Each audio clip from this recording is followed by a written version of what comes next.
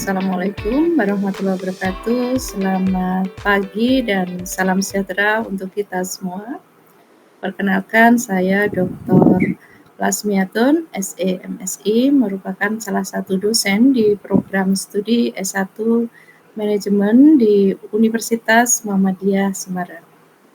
Pada kesempatan ini, saya akan memaparkan terkait dengan materi mata kuliah yang saya ampu di semester ini, Ekonomi Manajerial, dengan bobot 3 SKS dan 14 kali pertemuan real dan 2 kali pertemuan untuk ujian, dan setiap pertemuan sudah dirancang sesuai dengan JPL yang dibebankan di mata kuliah Ekonomi Manajerial dan sudah saya turunkan ke CPMK dan selanjutnya ke sub CPNK dan yang tertuang di dalam RPS.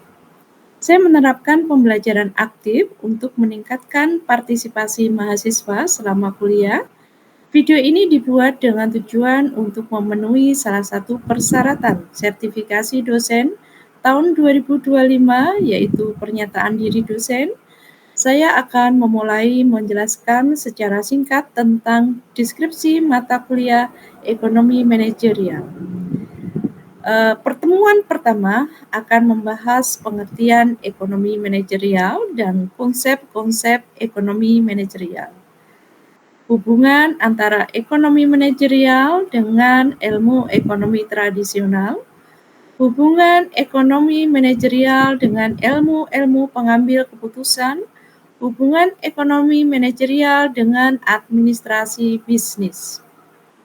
Pertemuan kedua membahas pengertian nilai, kendala-kendala, dan teori perusahaan, peranan dunia usaha dalam masyarakat, manajer sebagai pengambil keputusan, peranan dunia usaha dalam masyarakat, sifat dari laba, hubungan antara nilai total dengan marginal, hubungan antara nilai rata-rata dengan marginal, dan tentunya ada multi choice di sini. Pertemuan keempat membahas tentang penggambaran hubungan antara nilai total, marginal, dan rata-rata. Penurunan kurva total dari kurva marginal atau rata-rata, kalkulus diferensial, penggunaan turunan untuk meminimumkan fungsi, optimasi fungsi dengan variabel majmuk, optimisasi terkendala. Pertemuan kelima membahas penggunaan turunan untuk meminimumkan fungsi optimisasi fungsi dengan variabel majmuk, optimisasi terkendala. Pertemuan keenam membahas risiko ketidakpastian dan pengambilan keputusan ketidakpastian probabilitas nilai harapan. Pertemuan ketujuh membahas teori dan perilaku konsumen, persamaan garis di dalam anggaran, penggunaan kurva indifferent. Pertemuan ke-8 ada UTS. Pertemuan ke-9 membahas peranan kegunaan total atau total utility dan kegunaan marginal utility. Dalam mencapai kepuasan konsumen, ini dibahas di pertemuan ke-9. Pertemuan ke-10 membahas tentang konsep dasar di dalam sistem produksi, proses transformasi produksi, skema sistem produksi, elemen dalam sistem produksi, elemen proses dalam sistem produksi, karakteristik di proses produksi. Pertemuan ke-11 membahas tentang the law of diminishing marginal returns, Isocus, return to scale, elemen output dalam sistem produksi, konsep dasar teori produksi, sistem produksi just in time, atau istilahnya JIT. Pertemuan ke-12 membahas tentang konsep produksi jangka pendek dan jangka panjang, analisis produksi jangka pendek, penggunaan produksi COP12 jangka pendek, konsep produksi jangka panjang long run production concept, kurva Esequan atau Esokos kurva keseimbangan produksi.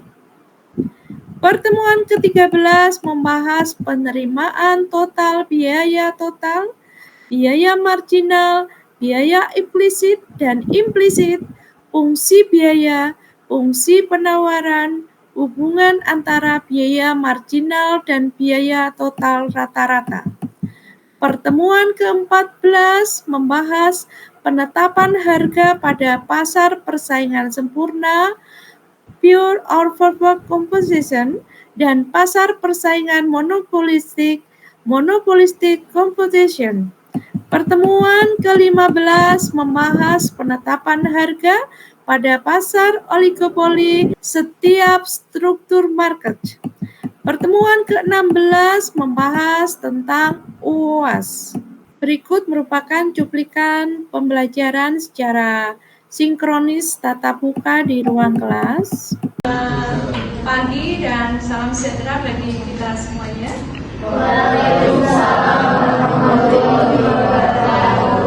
Oke, perkuliahan kali ini kita akan bahas di biaya produksi ya. Di mana biaya produksi ini nanti ada kaitannya dengan marginal cost, GPU cost, fixed cost ya, dan marginal cost. Kita lihat di layar.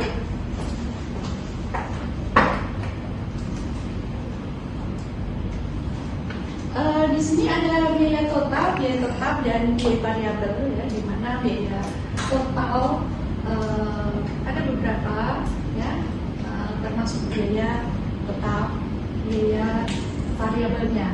Biaya tetap, biaya jumlahnya ini tergantung dari jumlah produksi.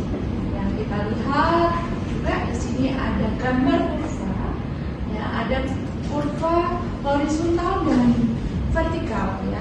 Di mana horizontal ini ada fixed cost yang bersinggungan dengan variable cost. Begitu juga untuk penambahan dari fixed cost ke variable cost tentunya ada total cost di situ. Ya, kita lihat rumus di sini ada total cost sama dengan fixed cost sama dengan ditambah variable cost. Ya, coba kita lihat berikutnya, dan juga ada biaya rata-rata ya, di mana biaya rata-rata ini dikeluarkan untuk memproduksi satu unit output yang besar. Rata-ratanya ditentukan oleh biaya tetap.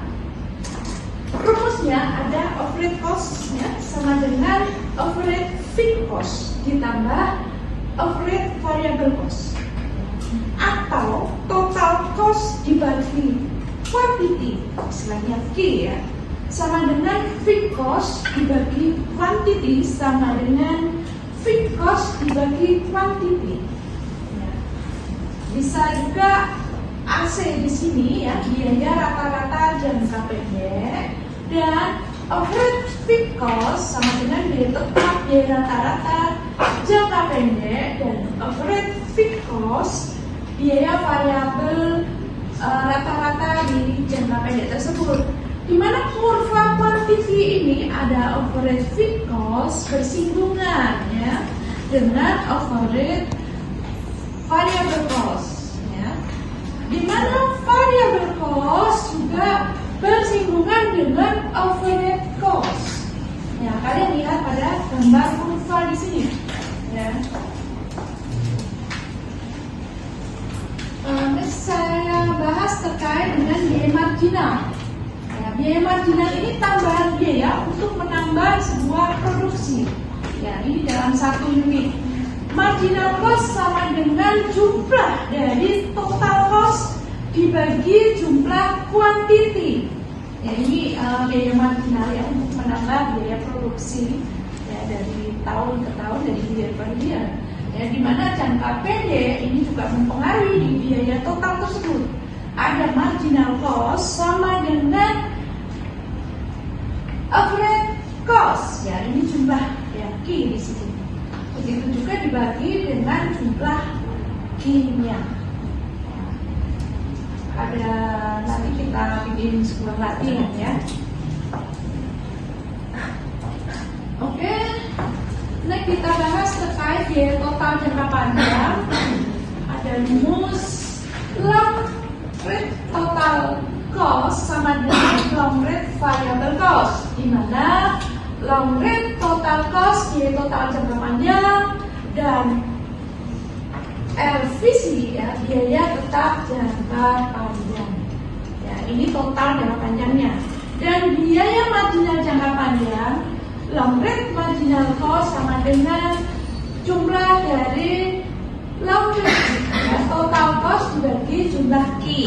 Ya, di mana long rate marginal cost biaya marginal jangka panjang dan long rate total cost ya sama dengan perubahan biaya total jangka panjang dibagi output kuantitinya. Nah, begitu juga biaya rata-rata jangka panjang ada long rate average cost sama dengan long rate total cost dibagi dari jumlah Q.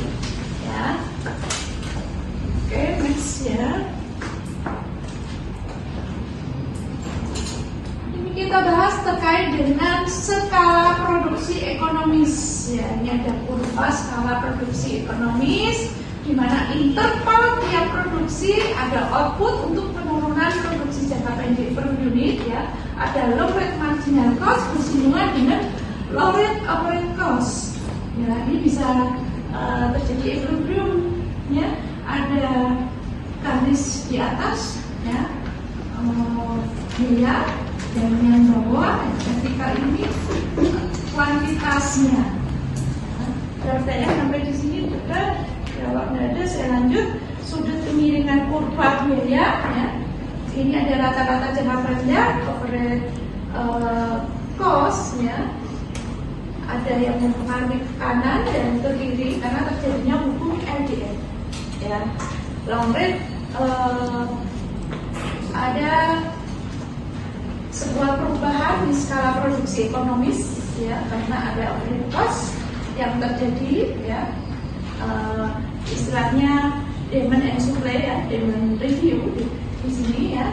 Ada karakter hasil skala yang menarik di setiap biaya dan kuantitas ya. Ada gap di gambar A dan B. Ada pertanyaan sampai di sini? Oke, kalau tidak ada, saya kasih soalnya. Demikian deskripsi singkat serta cuplikan proses pembelajaran dari mata kuliah Ekonomi Manajerial.